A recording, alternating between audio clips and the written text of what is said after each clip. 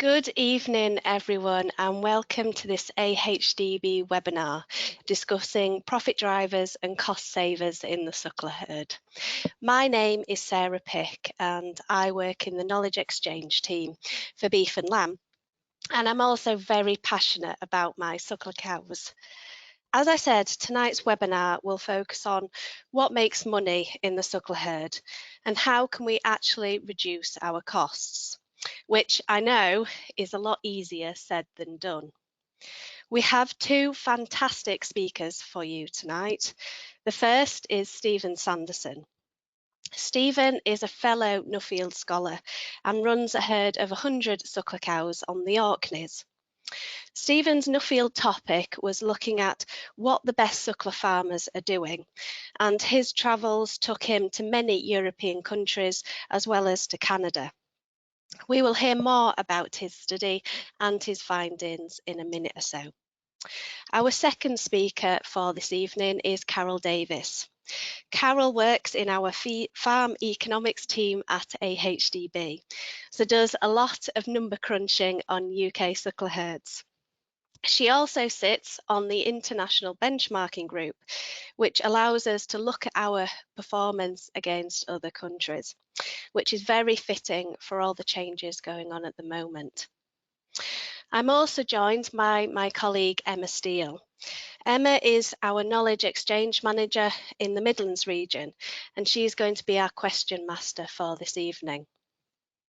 So the webinar, you'll be pleased to know the webinar will finish no later than 8:30. But before we hear from our speakers, I just want to run through the technology so that you know how you can ask questions throughout. So if you can't see your question box at the moment, you need to click on the orange arrow shown on screen now, and that is essentially a minimizing button.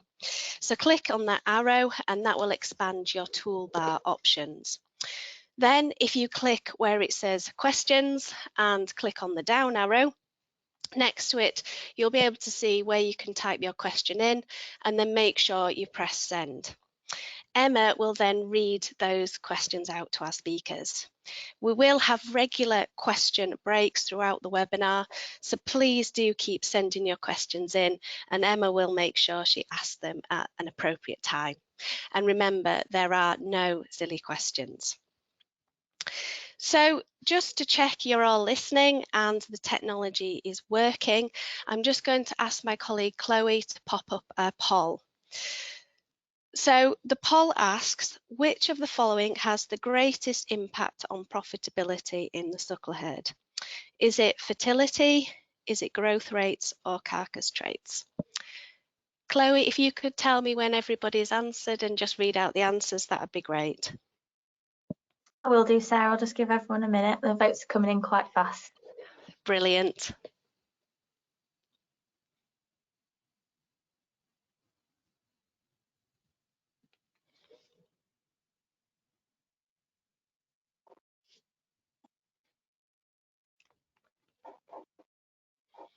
Oh, brilliant. Thank you, everyone. So 96% of our listeners have voted for fertility and 4% have voted for growth rate. Brilliant. Well, the correct answer is fertility, so well done everybody. And actually fertility is 5 times more important than growth rate and 10 times more important than carcass traits. And I think that really sets the scene of what we will be discussing this evening. As one farmer told me, there's no point focusing on the growth rate if you haven't got the calf in the first place. So without further ado, I'll introduce our first speaker for this evening, Steven Sandison. So Steven joins us all the way from Orkney. Thank you very much for joining us tonight, Steven. So before we get going talking about your Nuffield, can you just talk about your farm? Just give us a bit of an overview. No problem, Sarah. Good evening to everybody, and thank you very much to Sarah and team for inviting me to speak. Yeah, although I was born and brought up on a farm, I, on my own right, we're first generation farmers here. I'm married to Lorraine, and we have 3 family: Carmen, who is 18, Callie, who is 15, and Glenn, who is 10. We, at the moment, we farm 380 acres, and we've built that up. For 2003, we would have started with just less than 3 acres, and I was working in full-time employment in that time, and we've managed to build it up to then. We have 100 Simmental and Saler cross cows, and I've tried to, ever since I started farming, I've tried to hit these targets that the so-called experts in the industry tell us that we should do, and I found it very difficult, and that's what led me to do me nothing. Brilliant. So if we just talk a little bit about how your cattle are performing. So the results are shown on screen. So as we can see, they're doing really, really well. And Stephen, which are the ones that you really focus on when you're looking at these figures? We'll probably touch on it more because when we speak about me Nuffield subject. But I've only really started. One of the things that resulted in me doing me Nuffield was I've been doing more benchmarking at home. So the figures that's in front of you I've only really been keeping more detailed figures since I did me Nuffield, which finished in 2016. But I've always tried to weaning percentage. Obviously, is the main. That's kind of your Yeah, I think that's anything that the calves that you wean is the most important. And I was, before I did me Nuffield, we had a whole farm review, and at that time for a few years we were averaging 89%, and that has certainly, I would say, I was probably I was making changes before I did me Nuffield. I was making changes because we were lucky enough to be Orkney's first monitor farm for 2012 to 2015, and that brought quite a few changes here on the farm. So they were only just starting to come into play at the same time. But the figures that are in front of you are the ones that I tried to. The only one that's probably missed out, the one I'm focused on now, is trying to get. I'm aiming for, whether I'll ever be able to achieve it or no, but what I'm aiming for is to get the cows to average 50%, to wean 50% of their body weight. Whether I'll ever be able to achieve it, and I also am a long way short of the 200 days, because my calves tend to be 230 or 240 days before they're weaned. So that's just sort of that sort of housing time. So that's sort of what I focus on. And the only thing that's probably missing from here is the age at which your heifers calve. Can you just tell us a little bit about your heifer replacement strategy? Yeah, well, they're all homebred, and we've always calved it too. My dad, interesting enough, I'm exactly going to ask them this, but I actually forgot, sorry. But all my lifetime, my dad has calved heifers at 2 years old, and as far as I know, he's probably all of his farming life he calved it too, but he's definitely calved. In the home farm, they've calved heifers for 40 years anyway. So for me, that was just sort of the done thing at home, and the farms that I worked on were mostly doing the same. So and all homebred. Obviously, to build up, when I started farming, I had to buy in most of them then, but most of them as a rule would have calved it too as well. Yeah, no, and for those of you who don't know, my Nuffield was in calving at 2, so Stephen was one of my first visits for obvious reasons. So we'll move on then to talk about your Nuffield, Stephen. So you looked at 2 different things. So what weaning percentage we should be aiming at, and what are the best suckler producers doing. So how did you go about doing your Nuffield? Where did you go to, and what did you do on the visits? Well, Nuffield is all about challenging yourself and pushing boundaries and such like. And a very big part of a Nuffield study is at least 8 weeks foreign travel. but I sort of had challenged Nuffield in a different sort of way, in the fact that although I did me foreign travel, I actually wanted the majority of my study to be done, it be based on farms in the UK and Ireland, because I visited a feedlot or two in North America, really interesting, but for completely different reasons, but bear very little resemblance to what I can learn here on a herd of beef cows in the north of Scotland or anywhere in the UK, to be honest. So 70 of the farms I visited, which was 70% of the farms I visited, were in the UK and Ireland. And I really set out trying to ask two questions. As I said before, I had read a lot of booms in the early farming career, telling us that we need to hit these targets, and I was failing miserably, and I did really, I thought I was trying pretty hard, and I didn't know what. So that sort of challenged me to try and find out, one, we were always being told that this 92% weaning was the target, and I was seemed to be way short of it. So I wanted to know for a start if that was possible. But more importantly, I wanted to meet the farmers who were achieving the best, whatever that was. So as you can see by the figures below, the top 7 or the top 10% of the farmers I visited were achieving 93% in 9.5 weeks.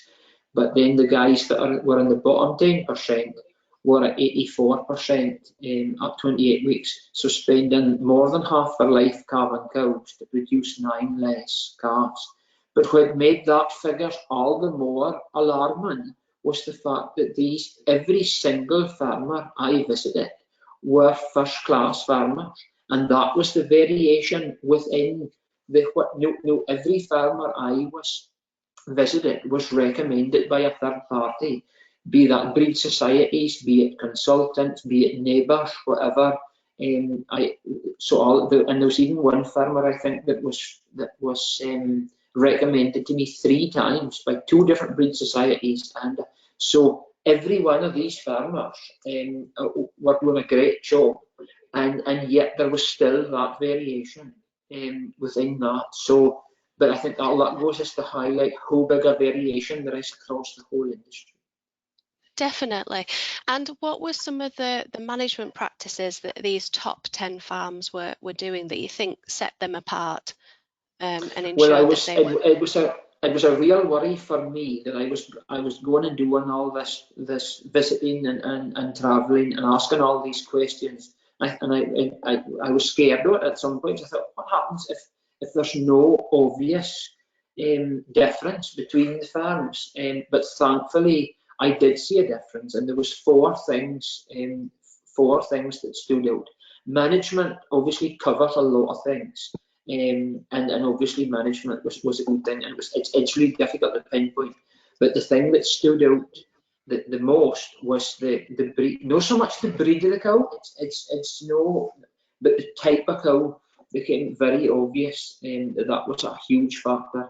And then it actually turned out that calving heifers at 2, the herds that were doing that actually ended up with a better weaning percentage. And also the folk that were calving in a block calving also had a better weaning percentage, because the farms I visited had been doing that for a number of years, most of them, and were really seeing the benefits from them.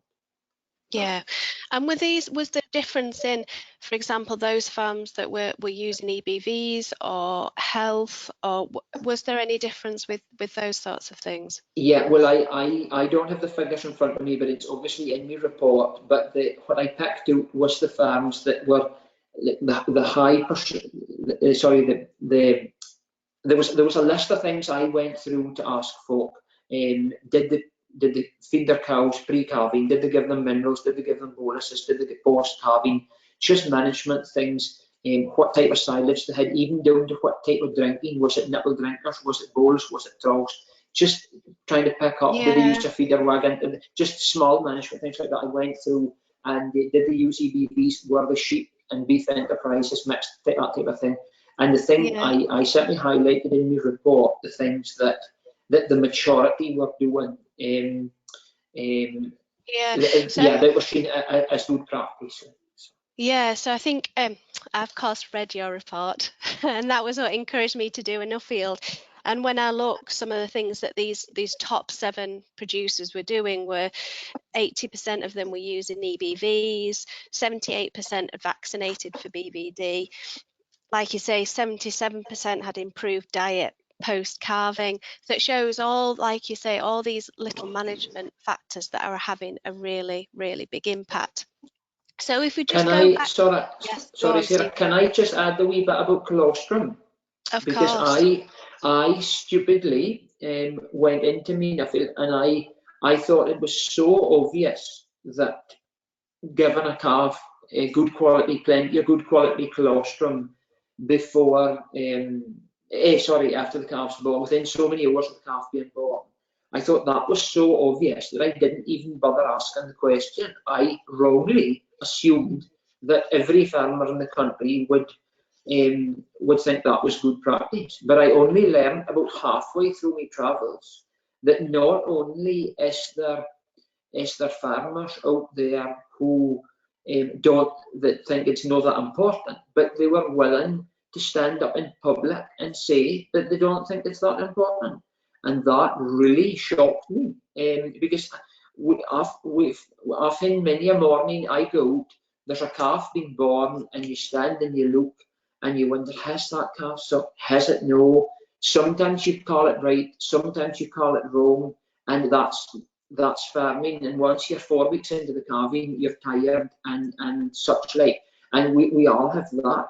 But that's very different for saying that I don't think it's that important that a calf gets good quality colostrum. So had I known that before I start, it would have been the first question I would have asked. Yeah. And because I'm fairly sure that 100% of the farmers I visited would have said yes. And a lot of them said it because it was something that came up. But I stupidly assumed that everybody would think that, but I was wrong on that. So. Yeah, no, that would have been a bit interesting. But like you say, colostrum is so important. And just going back to what you said about cow type, without going into specific breeds, because I know that's always a bit of a hot topic, but what did you find in relation to cow type? Well, I tried it. I'm lucky it's not a cop-out. I can avoid the breed thing because there's such a variation within breeds. But what I've said a few times is that it became really obvious that it was the absence of double muscle in the cows that were in the top 10%, and just how much muscling and just that type of cattle that were in the bottom 10%, Yeah. in the bottom 7. That Okay. was so I don't need to go into more detail than that, and I don't want to deliberately upset folk, but that was really obvious. Yeah, and you did find that there was a real advantage of having that hybrid vigor in there as well, didn't you? Yeah, that one was really interesting because we all know folk, and I myself are passionate about breeds and such like, and it was really interesting that that the poorest, I brought them, all the farms I visited, not just the top, but all the farms, I brought them into 3 groups, and it was the continentals and continental crosses. Some of that farms would be using 3 or 4 different breeds, but they were all continental. And then then that was group 1. Group 2 were the natives and then purebred and crosses. But then there was the 3rd group, which was a mixture of the 2. So and it was really interesting. It turned out that they had the highest weaning percentage, they had the lowest age calving of heifers, and they had the highest calving percentage and the highest weaning percentage, as well as the age of heifers at calving. And so it proved that you really can have the best of both worlds. Yeah. And then the other thing you touched on was block calving. So you're obviously very, very good at it. I know when I talk to farmers, some of the worries that they have is that, if they're one-man bands, it's easier if you're calving less cows. You can kind of spread it over the year. There's not as much responsibility. You're obviously a one-man band. why does block calving work for you and your system? First of all, I'm no good at it at all. It's the bull that manages to get the cows in calf, the majority of them in calf in the first 3 weeks, and it's the cows that come into season in the first place. So Yeah. it does come down to a bit of a lot, even try your best. I don't like calving any longer than necessary. And I do sell my calves as wean calves, so and they all go off within a couple of weeks. So you're wanting can reasonably even batch of calves.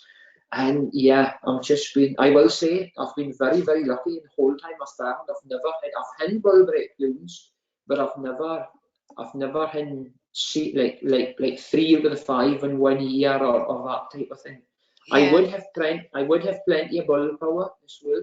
It would probably be a bull to 20 cows, but what I tend to do is this last year just I would have 5 for the spring, but I'm taking me bulls out at a time when there's still quite a bit of demand. There's a lot of cows in Orkney and there's a lot of spring calving, so there's quite a demand in bulls. So I would this last few years I've sold the 5th bull fairly soon, probably after about 6 weeks, when there's still a good value in him. So it means I'm only trying to carry 4 bulls over the rest of the year. So. Yeah. Okay. No, that makes sense.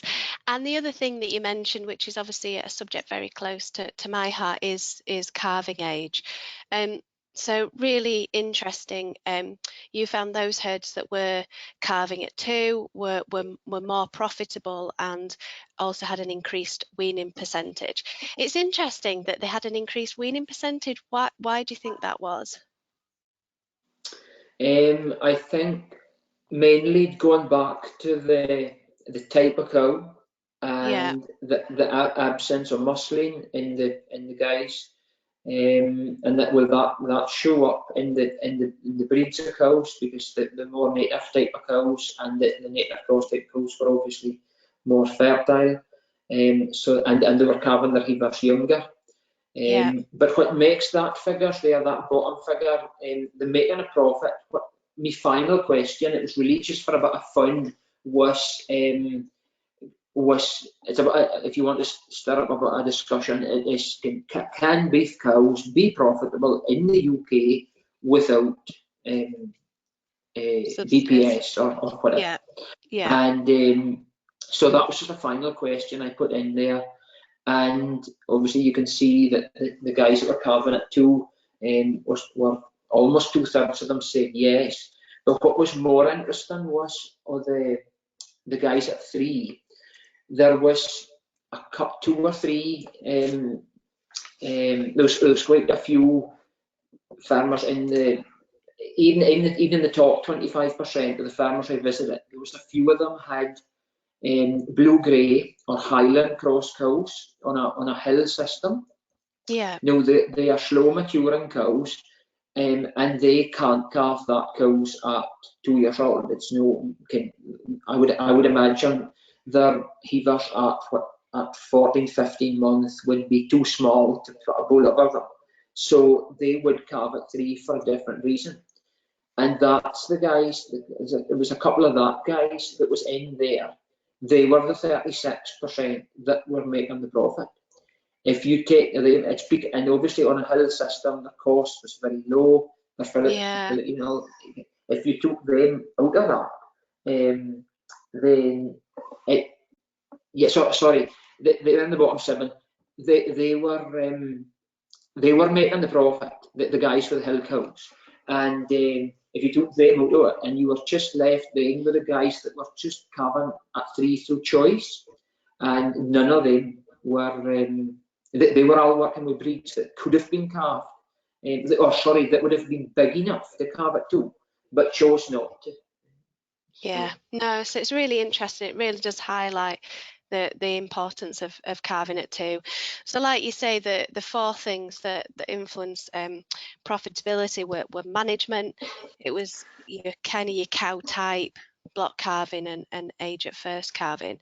So from all this, Stephen, what have you kind of taken away, and what have you changed on your farm as a result of doing all this? There would be three things. A friend of mine and my dad had been saying to me, I'd been built up with cryptosporosis in the calves, no bad, but a wee bit for a few years. And I knew that home and dad, when I was a boy, he had had a bit of bother with that, and he had started feeding. Started feeding protein to the cows before calving, and had seen a result. But I give me cows more or less ad-lib silage. Well, they are ad-lib silage, grass silage. We get arable silage for a month or two after they come in, and then it's ad-lib grass silage the rest of the winter. And I like to have my cows in good condition. I always think that if you're good to the cow will be good to you. And so I was aware that if I was to give them more supplementary feed, then I could maybe overdo it with calving difficulties. But after I was in Norway and Sweden, I was there just when some of the farmers I visited were calving, and some of them were calving pure Charlie, some of them were calving pure Simmental. They were calving Charlie, but Charlie bulls for Simmental cows, big calves, and their cows could only be described as obese. They were in some condition, right? And I'd never seen cows calving that were so fit. So Really? that I thought to myself, this is what, and they were having good results, and they weren't having much other difficulty with calving, and cesareans seemed to be very rare. So that proved to me that so much of the calving difficulties was due to genetics rather than management. I know that is not a popular thing to be said. I've attended many meetings where folk have said that, oh no, you must ration your cows to manage them properly for calving. So when I came home, I started feeding them protein, and yes, it has certainly tidied up the crypto, thankfully. And so that was the first thing. Second thing would be reducing the weight of the cows. It's a long-term thing, and as I said before, the aim is to get 50%. I think the last time I weighed the cows, I don't do it every year, I think I was at 47%, and the cows were the average 702 kilos, which was light enough to wear, but it takes time. My aim is, the calves are at 340 kilos last year. My aim is to get the cows to 680 and try and keep the calves at 340. That's the plan, but whether I'll ever achieve it, I don't know. And how are you doing that? Are you just culling your biggest cows? Keeping smaller heifers. Keeping smaller heifers, yeah. And what weight are your heifers when you bull them? I don't weigh them. I weigh them at weaning, and they would range from 250 to 380 most years. Just quite a big variation. And I aim to put on, well, 120 kilos sort of through the winter. That's what I count on. So about 450 would be what I would want them to be. But as I say, I never actually weigh them, so I can't give you an exact answer. Okay, no, that's fine. And I think the final thing you said you were going to do from your Nuffield was benchmarking, but we will talk about that later on. Carol, so I'll just bring you in now before we go to questions from the audience. How does our technical performance compare to other countries? So obviously, depending on the country, there's quite a bit of variation. I mean, if you start looking at places like Australia, which is an obvious one where, looking across the country, they'll have various challenges. They've got British beef types as well as Bos Indicus types, Brahms, that sort of thing. So it does vary. But if I look at sort of things that are comparable with the UK, so sort of tend to be British type breeds and British type production, then we're not always so good. Okay, so our average would be about 86 calves across the board. But we do see from years and years of data, and this hasn't changed, years and years of data, we tend to see that the more upland farms, so people who have probably only got beef or beef and sheep, so they've not got other things going on their farms, they have repeatedly probably averaged about 90%, just over 90%. and our lowland farms have been lower into sort of the 86%. Okay. So my take on that is that obviously, you know, upland farmers are concentrating more on the suckler herds because there isn't a lot of other, you know, they haven't got a lot of other enterprises they might be having to concentrate on. That might not be the whole story, but we do see the data repeatedly saying that. Once we get to sort of some of our European neighbours, you know, France tends to typically average about 90%. Ireland around about the 92. They've concentrated on a lot recently on upping the numbers weaned. Australia probably is about 85, but obviously they spent 5 years in drought, so yeah, they've got a good excuse. They've had some challenges over there, and that will impact on all sorts of things of their production, their cost elements and everything. But the US, for instance, they've always they concentrate on about a dozen key performance indicators.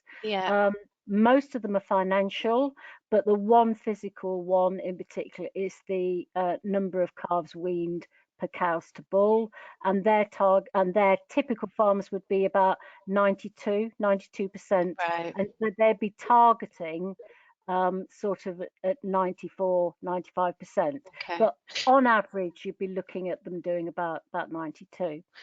So it shows then there's definitely work to do to improve our weaning percentage as a whole.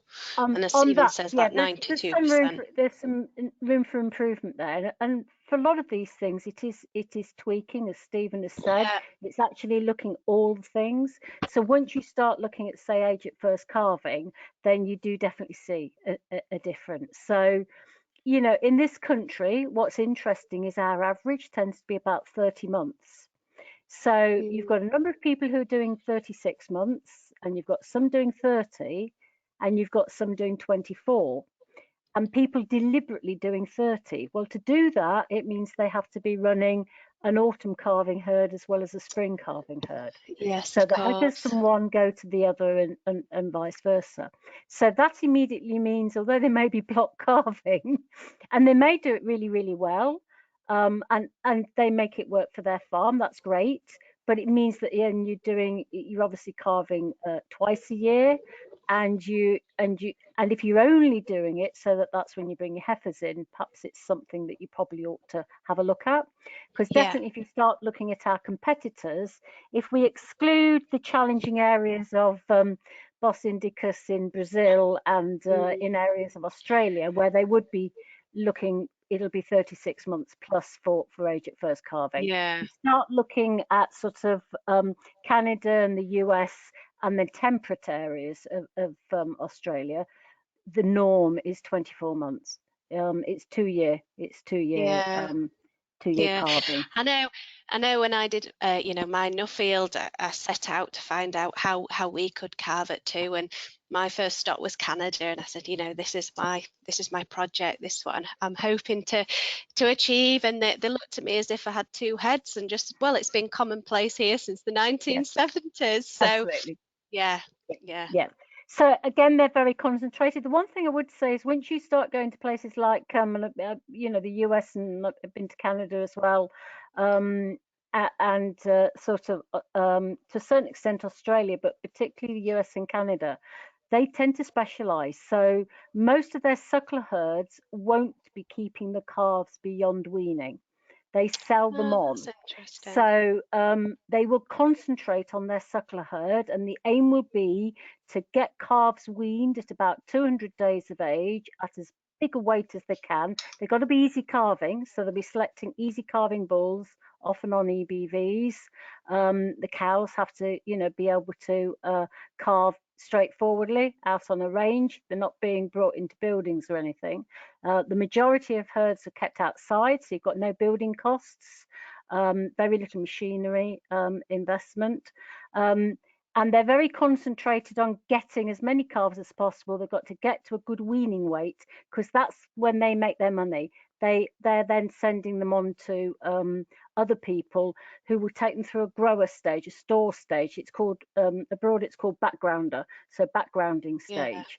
And then there's specialist people who do that. Some farmers do it themselves, but that's what they will take them through before they then go on to specialist finishers. There are some big farms, of course, who'll be doing it all, but the typical, you know, the norm is that the suckler herds will concentrate on producing a weaned suckle calf. Yeah. So if any of our listeners are wanting to calculate their weaning percentage, do AHDB have any tools that will help them be able to do that? Yeah, I know we're going to touch on it later on as well, but we have got a KPI tool as part of our farm business review tool, and you can calculate some simple KPIs in there, and one of them is your calves weaned per cow put to the bull. Brilliant. And on screen now, there's the list of KPIs that are on that KPI Express tool. Are there any there, Carol, that we haven't touched on already? I think we've actually touched on most of them. We probably haven't talked about replacement rates, and that can be quite important for various reasons. So our typical replacement rate in this country is about 20%.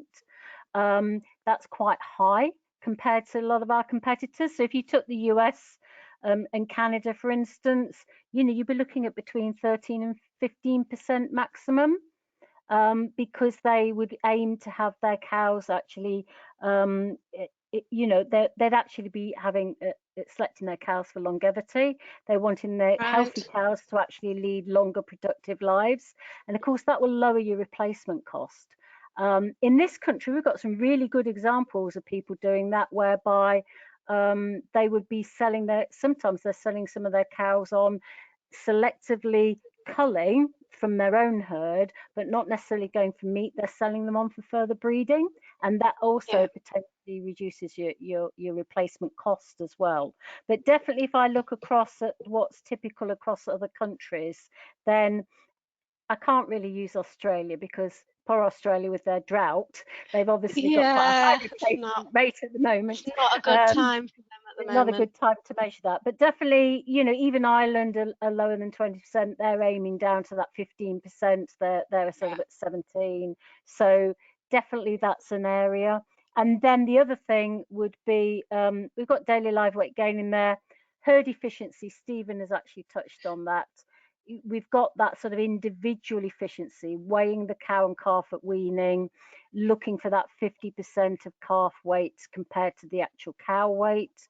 But what also we would encourage people to do, and you can do this through the KPI tool, is herd efficiency. So you're taking the total and you adjust it to 200 days. So it's not a matter of just keeping those calves till they're 8 or 9 months old, so they're heavier. You can't cheat that way. You actually adjust it to 200 days. So you take the total calf weight, and then you divide it by the total cow weight, which is based on the total cows that were put to the bull. That's not a matter of weighing the cows when you bull them. You know, I'm not trying to add work to everybody at that time of the year. If you take the average cow weight when you weigh them at weaning, and just multiply that by the number of females that you actually put to the bull, and then look at the ratio between those. And although for an individual cow calf you're looking at 50%, nice to have a target for herd efficiency of 50%, but some of our best herds would be doing in the 40s. Yeah, you know, that'd be great. I know quite a few of our strategic farms, they're quite pleased when they're hitting like 45%. Yeah, exactly. I see Emma's popped up on screen, so we must have quite a few questions coming in. So fire away, Emma. We've got lots of questions. Thank you for sending them in, everyone. So one of the key ones, Stephen, when you were talking about you were looking at weaning percentage, is that of calves born or cows put to the bull? That's of cows put to the bull. Yeah, absolutely. Brilliant. And what is your average weaning weight when you're weaning?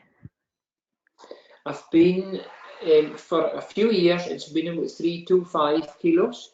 But in 2019, we had a really good spring here, so the cows were out at least 2 weeks earlier than sort of normal. So I had hidden a few lame bulls and all, so I decided to put the bulls in 15 days earlier because the cows were already out anyway. So I think I pulled the calving ahead by the calves were about 10 or 12 days older. So last year I think they were 3, 4, 2.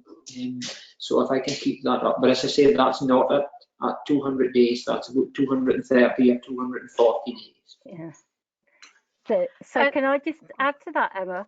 Sorry, could I just add to that and say that the internationally about if you just it's 200 days, we're sort of not much adrift. We're about 255 kilos at 200 days for weaning weight, and internationally it's around about the 250. The difference is the weaning age. A lot of our competitors, like the Australia, because they're selling, etc., they would wean round about that 200 to 210, 20 days of age, not any older. And therefore we tend to wean at an older age than a lot of other countries.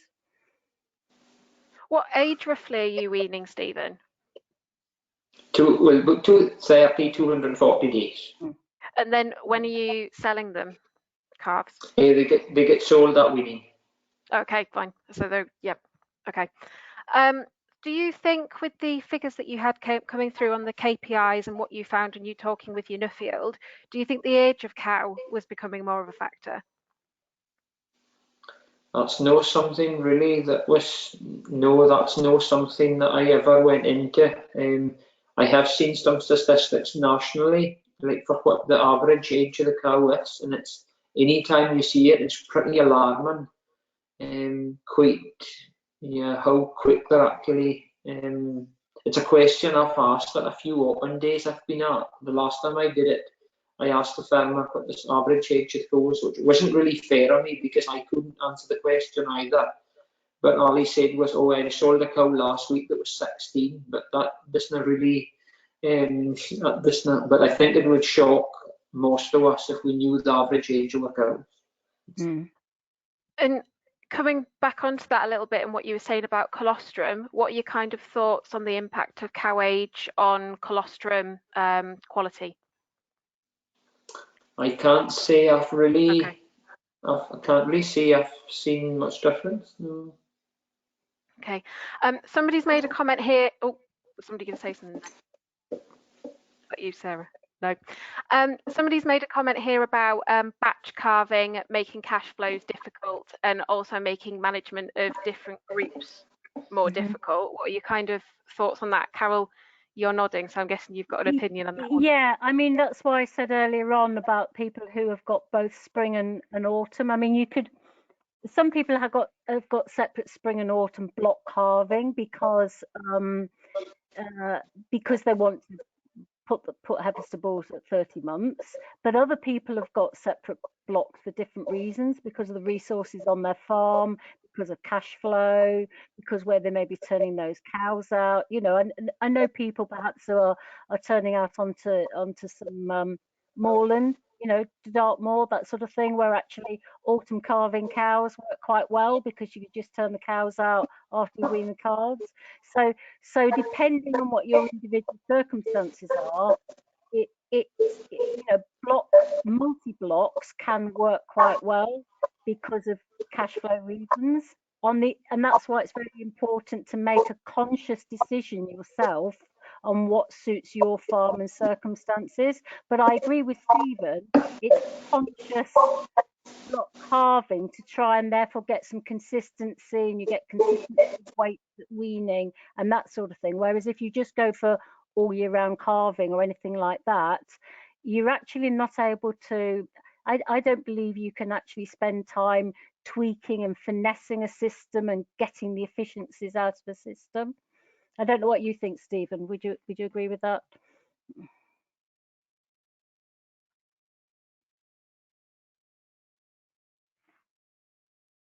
Oh, I think you've muted yourself. You're muted, Stephen. Aye, is that better? Yes. Sorry, Carol. What was your question?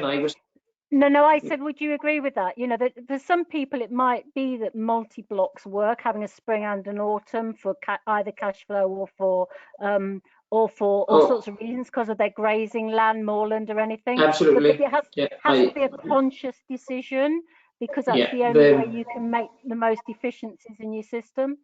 Yeah, the farm, I was lucky enough to work on a few farms. The employer, the guy I used to work for, he was a contractor, so I used to get contracted to work on other farms, and absolutely, yeah, they would be calving 2 blocks of calving just because of the geography of the farm, and they get far better use of bulls, because they can get more use of the bulls, using them at twice a year and such like. So, oh, absolutely, yeah. Stephen, I'm not sure whether you said earlier, what kind of blocks are you carving in? What is your carving pattern? I just calve once a year. I put the bulls out the last 2 years. We're going out on the 1st of May, and I take them out on the 1st of July. Although this year, for the first time ever, it was a bit later than that. And so the calving is for sort of a week into February until sort of mid-April. Okay. And then another one here. Do you think our weaning weight is competitive with the rest of the world because of breeds and tracing terminal traits? And does this come at a cost to calving ease? Carol, I'll probably come to you first on that. Okay. Well, I did mention earlier on that when you adjust it to 200 days, it's only slightly heavier than typically what you find in other countries.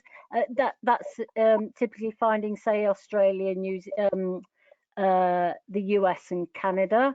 They will be heavier than definitely a number of other countries such as Brazil, where the calves are a lot lighter. But they also, interestingly, the other end, a lot of people are actually aiming for finishing cattle a lot sooner.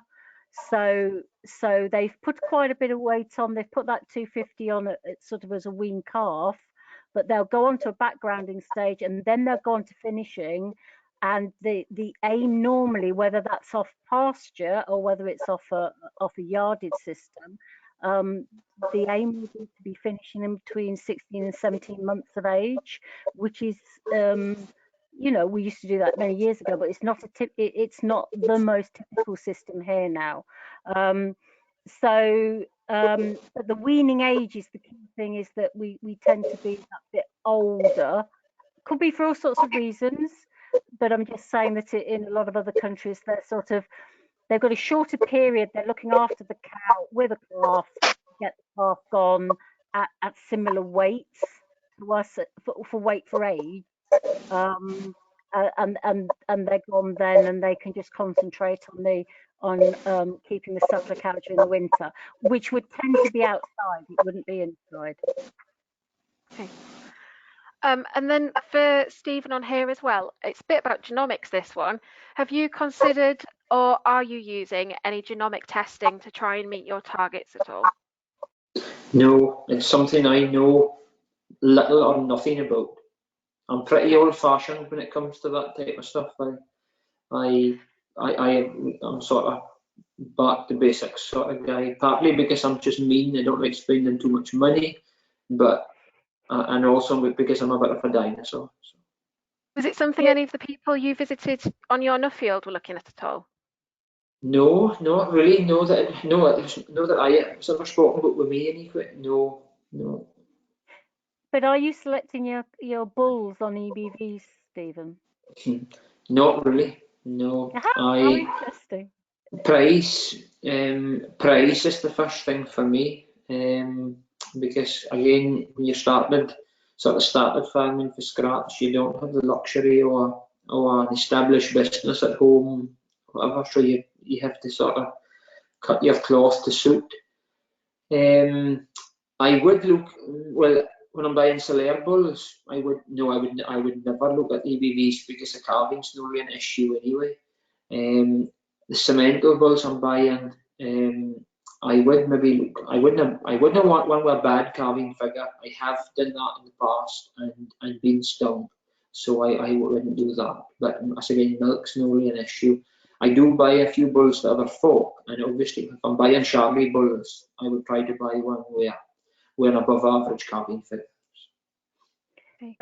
Just out of interest internationally, definitely in Canada and the US, they'd be buying bulls on EBVs because a lot of them will be bought unseen in the flesh, because just the mileage to, you know. So some people do have big sales, but lots of people buy online on a when it comes off the lorry. If I don't like it, it can go back. But basically, you're buying them unseen physically. You might see a picture of them and that sort of thing.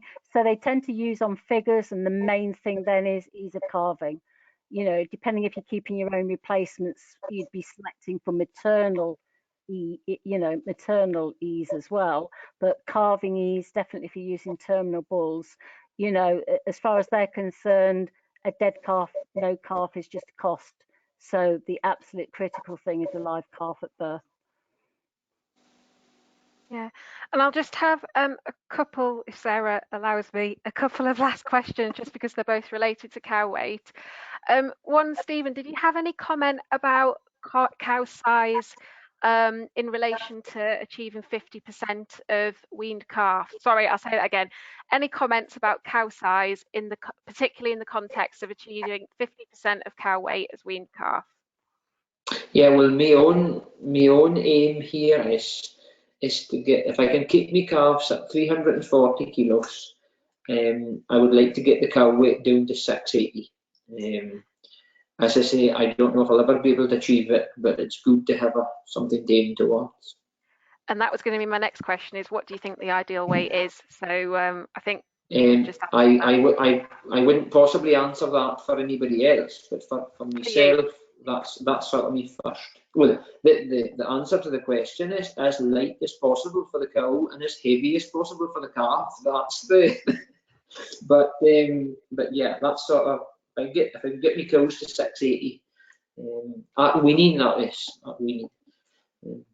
my target.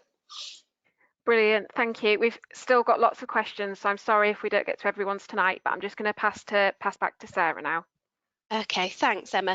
And we will have another question session in about 10 minutes or so.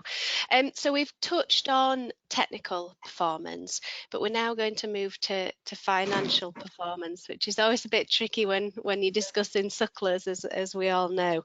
So, Carol, we hear cost of production bandied about quite a lot at the moment. What does it actually mean, and why is it important to know it? Okay, so cost of production is, you know, in its simplest form, is the cost of you keeping a cow so it can rear a calf that you can sell. And you make a profit if you sell the calf for more than it's cost you to produce. So that's in its very, very simple format. Yeah. But obviously, in today's day and age, there are all sorts of things that are hidden in there, you know, because lots of people don't necessarily, if they've got multi-enterprises on the farm, they don't actually look at just their suckler herd always. But what we are talking about is looking at that cow cost and the income in the case of suckler cows. And I'm quite happy to be proved wrong if anybody's got some lovely diversification ideas. But really, in suckler cows, the only output from that suckler herd are the calves, and the fact that, and the first time you can realize that output is at weaning, is that you can sell them at weaning. I appreciate lots of people keep them on to yearlings, and that's fine, but I think the mentally you have to therefore, the first time you could sell them is at weaning. Is it worth me having the additional cost, whatever those costs are to you, to take them on all the way to a yearling? Yeah, no, and I suppose it's really important to know your costs, particularly with what's going on with losing subsidies and support payments. The cows need to stand on their own, don't they now? And it's important to know exactly how much they're costing. Roughly, how much does it cost a year to keep a cow? Oh, well, here's probably another contentious issue. So it depends what you include in the costs. So the obvious costs to me are what appears on your trading accounts. So that's what I would call the cash costs. If you look at your profit and loss account, that's the money that's really gone out of your bank account. So that's fairly straightforward to identify. And on that base, we see a huge range. We see a range of sort of from £350 to £1,000 a cow. But on average, it's around about £600 a cow put to the bull. Okay, so straight away you see that the less calves you have, then the more those calves have got to carry the cost of any cows that are non-productive for whatever reason, because they're empty or they have dead calves or whatever it is. I know it's slightly contentious about what additional costs you might consider in there, but for instance, depreciation, that doesn't necessarily, it doesn't necessarily include depreciation, not in the way we do our figures. It doesn't include the costs of your unpaid family labour. And at the moment, obviously, if you're getting, you know, with your basic payment scheme payments, etc., you're probably cushioned from thinking about it in that way. But if there isn't that sort of additional income coming into the farm sometime in the future, well, obviously something's got to pay you for your own time, because that's the way you will then pay your bills or you know, you would carry on living.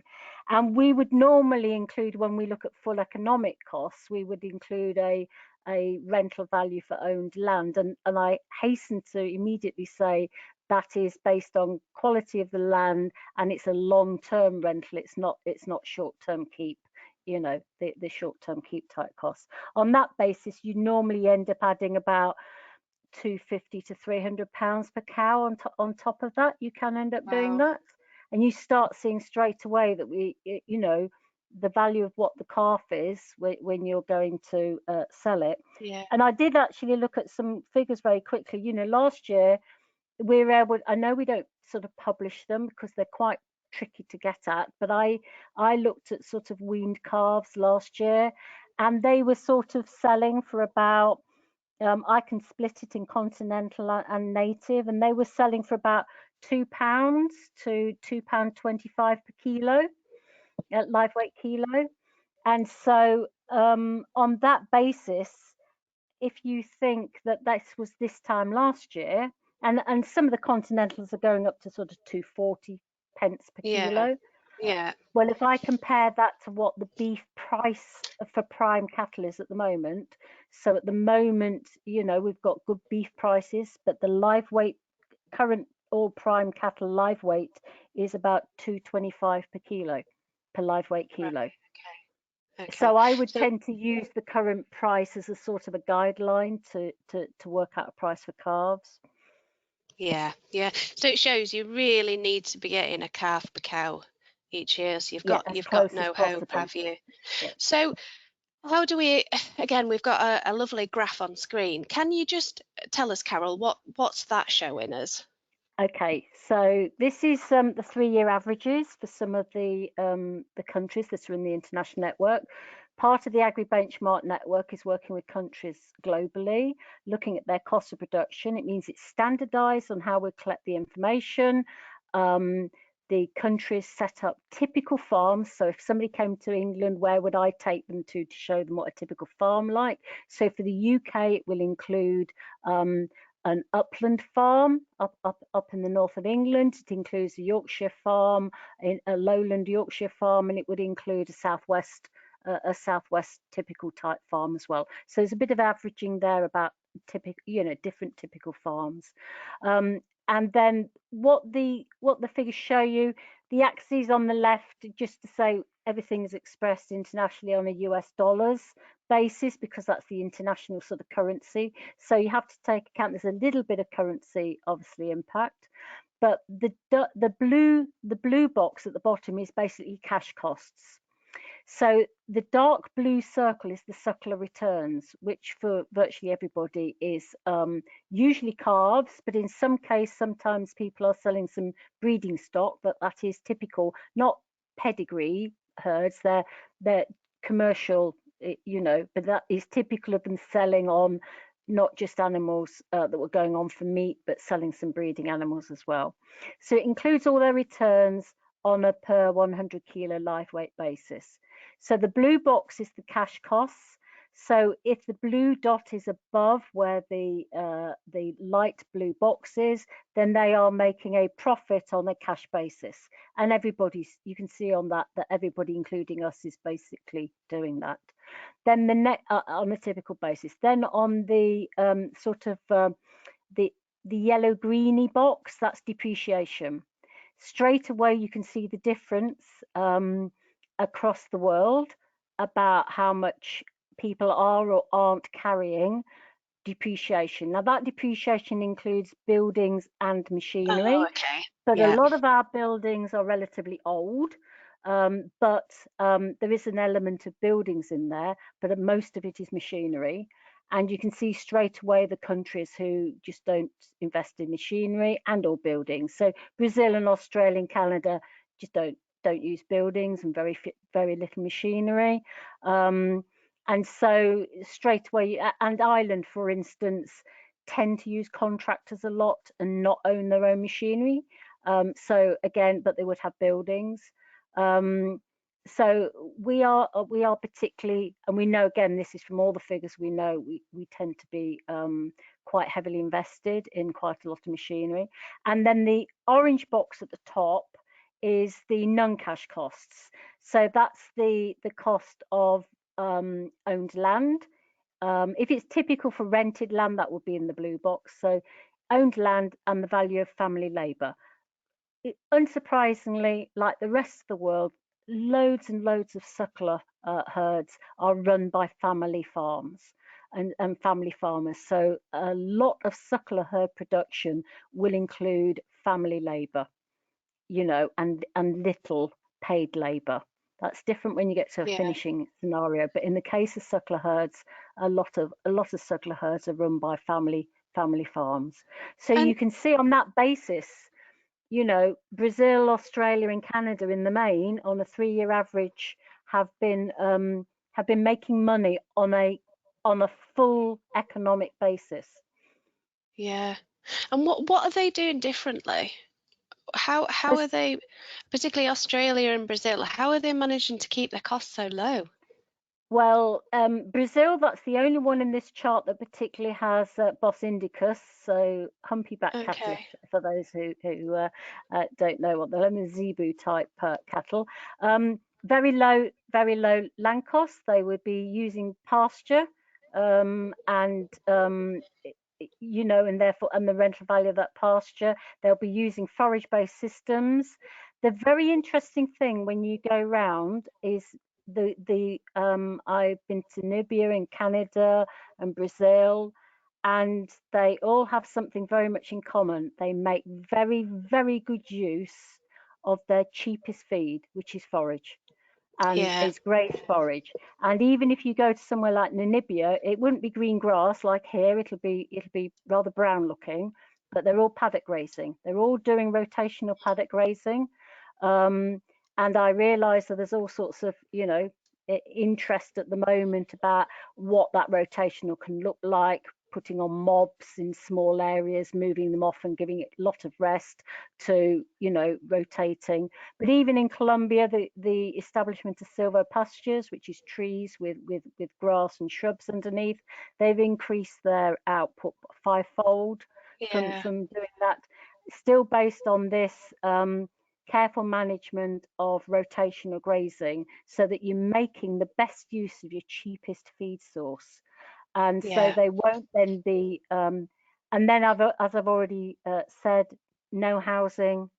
In Canada, for instance, they've done a lot of research on the best outwintering techniques, remembering that in quite a few of the areas of Western Canada, you know, the cows can actually be outside in winter in feet of snow. Yeah, that's it. And I think in the UK we are getting better at managing our grass and outwintering our cows and whatnot. I can remember when I was in Canada, and like you say, it was just barren. And I thought, if I turned my cows into this, they'd think, where on earth have you brought me? But they always seem to do pretty well over there.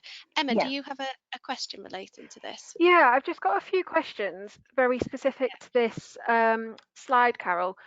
So I've got one here. Are the animal depreciation costs included in these depreciation figures? So looking at replacement costs, or is it just machinery depreciation? So no, the replacement costs, what I call replacement costs, will come into cash costs, because it's in its simplistic form, it's the difference between the value of an animal you're bringing into the herd compared to the value of the cull animal you're selling, and obviously it has to take account of some deaths in that, but it's basic. The replacement cost will be in the blue box. And obviously the UK depreciation costs there are quite a lot higher than the other countries. What's the reason for that? The reason for that is it's a boys and toys. Sorry, everybody, but that is what we see. We have I've lost count of the number of people who tell me they still have kit just in case the contractor can't come, just in case, but we do actually, when you start actually looking at what kit we have and what we use, we still have a lot of kit for what we are doing with it. There's been some very good webinars before when we've used one or two, I think, of the Monitor and some of our previous farms as well, where people have started saying, I mean, if you go to places like Canada and the US and Australia and that sort of thing, they just go two things I've noticed is, one, in Canada, when I said to somebody, do you know what your cost of production is? He looked at me and he went, of course I know what my cost of production is. I wouldn't be in business if I didn't know that. And I said, yes, but if I ask that question to lots of farmers in the UK, they don't know. At an enterprise level, they know at an enterprise level. And then if you say something like, do you have X, Y, or Z in types of machinery, they go, gosh, no, we can't afford that. Can't justify investing in that. That would be a luxury. So they are very focused. All the research that they do on things like outwintering, it's all costed. Everything is costed. So that's what they want to see. They want to see what it's going to cost them, and they want to see what the return they're going to get to see whether it's worth investing. On the machinery side, a lot of people abroad, if they need the machinery, they use contractors or they hire. They don't actually own the kit. Or if they do, particularly if I start talking about arable farms, they would still use contractors and share kit with people. You don't tend to find the amount of, and as I say, and buildings where you don't tend to find that same amount of equipment investment. And just the last one on this slide before I'll hand back to Sarah. So obviously Canada there have got some quite high Suckler returns. What do you think is driving that? And there's a suggestion that, is it import tariffs? No.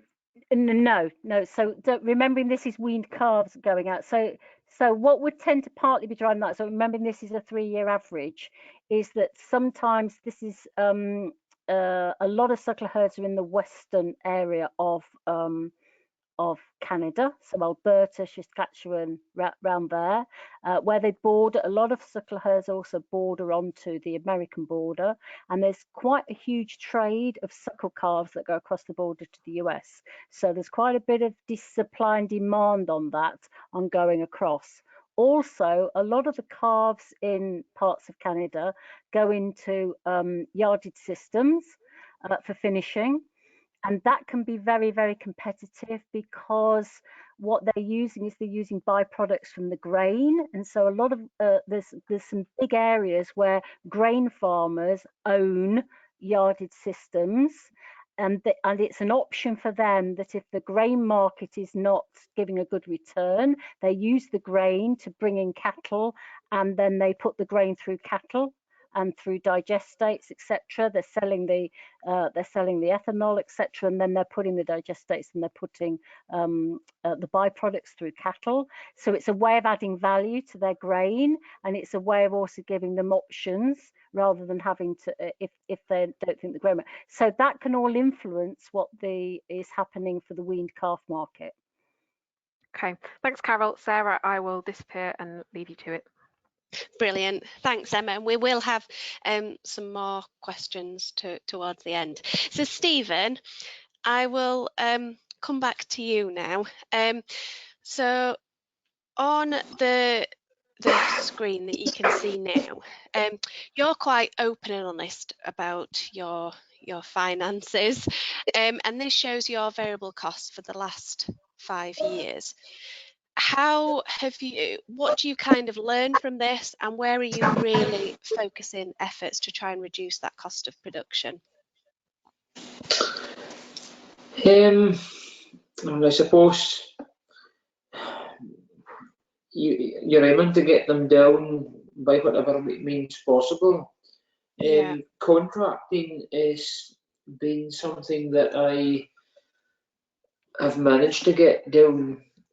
Mainly, probably they took the biggest drop in 2020 because I stopped growing my own barley.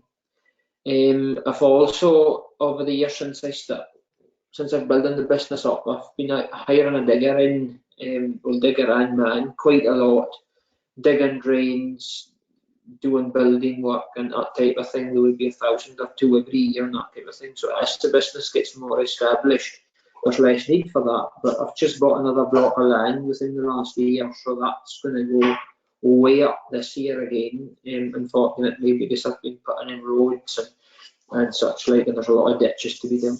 That is something I'm trying. The ones you've highlighted there, and the next one's the machinery repair, and it's probably the most erratic there. And it mainly in 2019 it was bad. Well, a lot of it was bad luck. I had a fairly major breakdown in me. I only have one main tractor and I have 2 sort of older tractors, and I decided to do a wee bit of no quite refurbishment on the older tractors, but a sort of tidy up that would have cost a few thousand, and then I had a major breakdown in the main tractor, so that was the reason for that.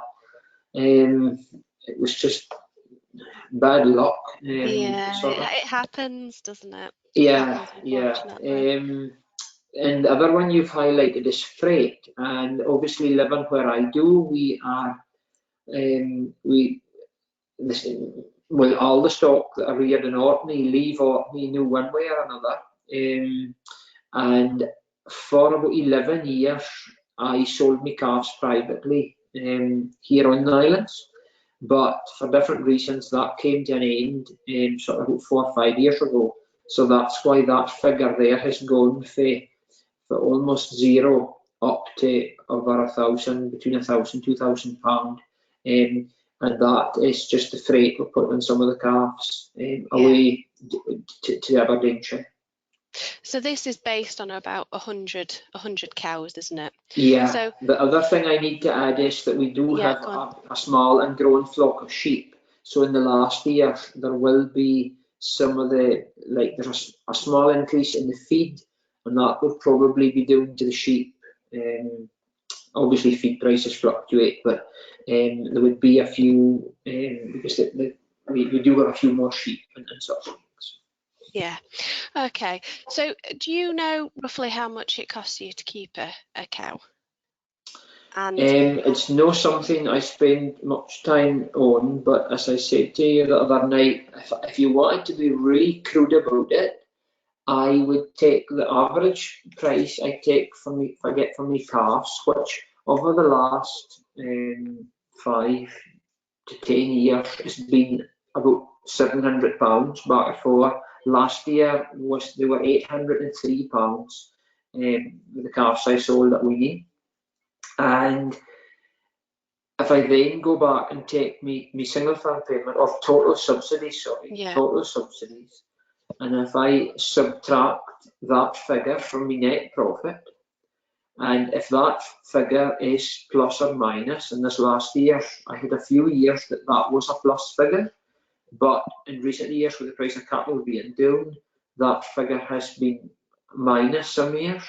So if you take that and then subtract the price of your calf over that would give you the cost. So Okay. it's a similar sort of figure, I would say, to what Carol would be saying, but between £600 and £800 would be sort of what's been on and off the last few years. And I'm sure all our listeners are dying to know, are your cows profitable? Well, yes, but sadly, as I say, over the last 5 years, there's been I would need to shrift that up with me, but 2 or 3 years where it has been a minus figure.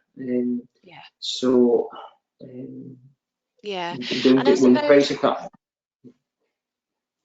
And I suppose just as we bring this to an end, there's kind of a lot of negative talk about sucklers and where the future's heading for them. Where do you see the future for the suckler industry, and how do we ensure that there is one?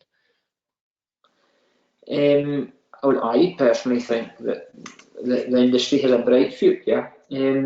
I think one of the main differences that was touched on earlier on, I think to comparing the UK industry to the suckler industry in other countries, is that we would have a mixed bag of cows, both in colour and shape and size, compared with you go to other countries and there would be a more uniform type of cow. No, that's where I'm a wee bit torn, because I can see maybe for profitability it's a discussion, but at the end of the day, variety is the spice of life. And I don't just have cows. I want them to make as much money as possible. But I think since I was a very young boy, I was very passionate about cows. So I'm sort of way that I would probably have a few cows, even if there was no money in them anyway. And I think that's something that a lot of folk can relate to. And a lot of folk are very passionate about the type of cows they have and the breed of cows they have. And some folk are very passionate about showing, and some folk are very passionate about profit. Some folk are passionate on all different things, and that is variety is the spice of life. And I completely get that. But the one thing I don't get is if somebody has a certain type of cow or a certain type of system, and that if they want to have that, and it's then unprofitable, that's fine, that's their choice.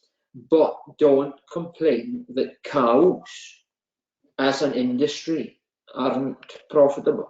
That is where I do get a wee bit upset, because I do genuinely believe that cows can be profitable. I was telling you just the other day, Sarah, about one of the farmers I met who is a fairly big arable enterprise, and they've got a couple of hundred cows, and one member of the family looks after the cows, another one sort of is responsible for the arable, and they're a successful arable business. And every year they sit down and they compare the profitability.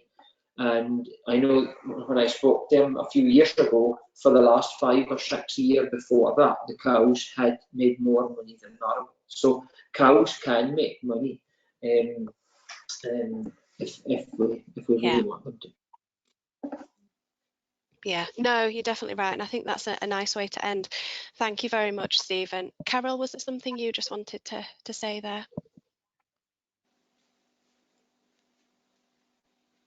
We just can't hear you, Carol.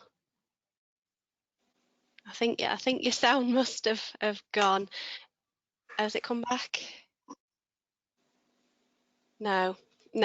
Okay, well, just while Carol, I don't know whether you'll have to log back out and log back in again, Carol. Is it the button on your headset, Carol?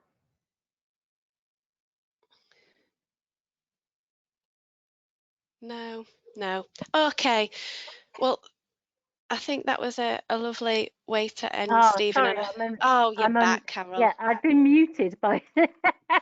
So no, I just wanted to say that I don't want to give total negativity in the fact that what I've shown is typical on those international charts. I've shown typical farms, when I've actually looked at the data that we collect in AHDB from a number of farms that we actually work with in Farm Bench and through the progressive groups and that sort of thing, and I look at the top 25% of those, they can compete with the likes of places like Canada and not quite as low as Australia, I'm afraid, but they can compete with some of our competitors.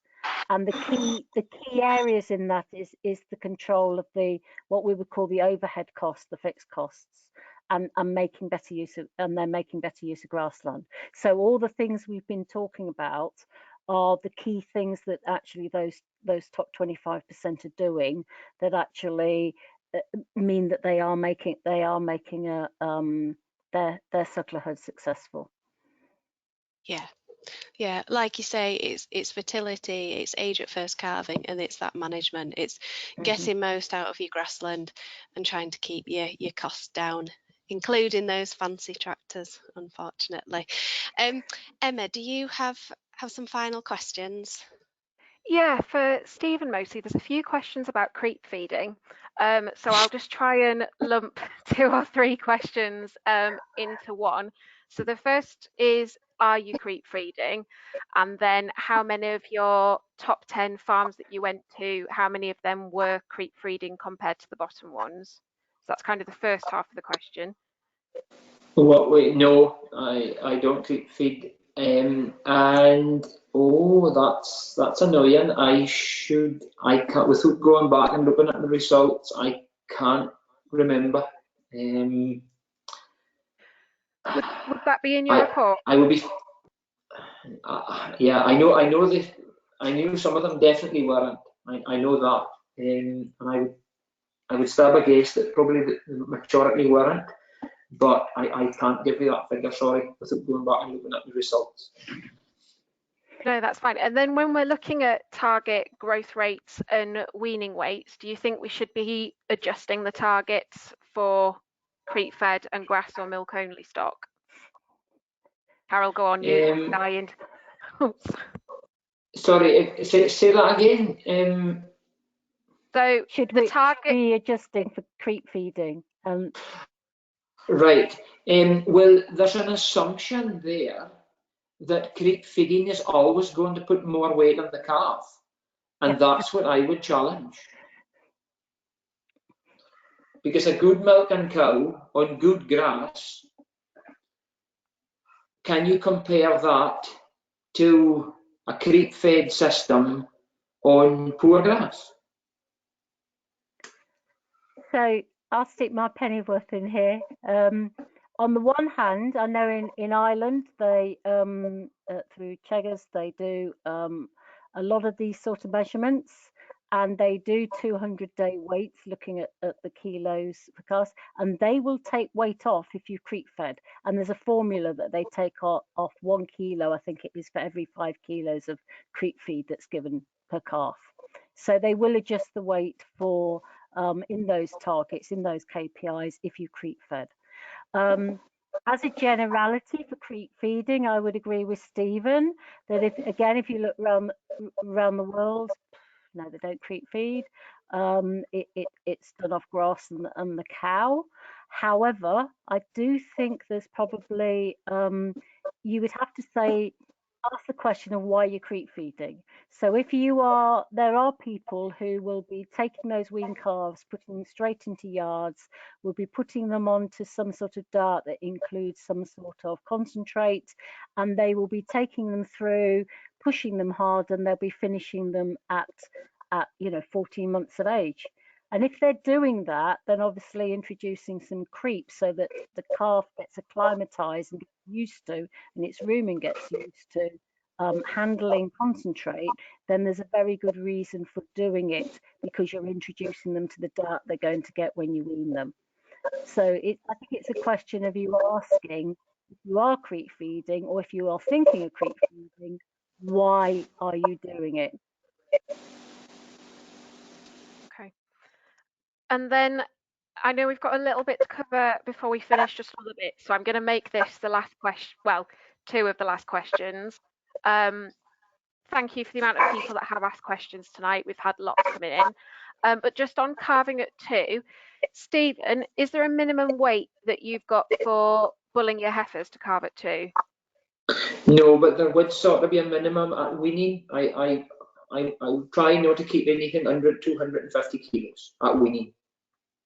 Okay, and then the second part of that question, do you have any information on your rebreeding rates from first to the second calf, and do you have any issues there or anything you've noticed?